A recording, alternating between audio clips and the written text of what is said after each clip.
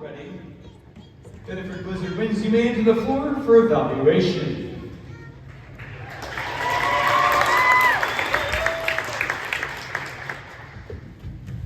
Houston, Space Module 18 reporting. I have experienced a catastrophic failure up here. All systems are down, requesting technical support immediately.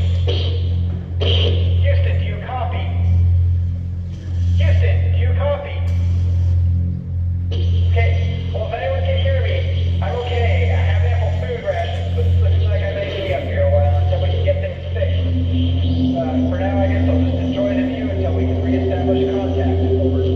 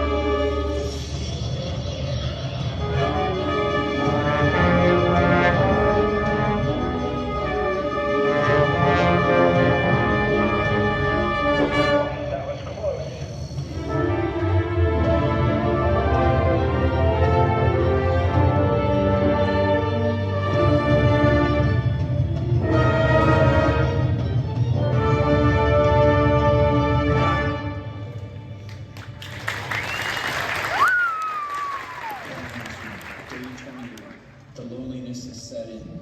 I miss my family, I miss my friends, I miss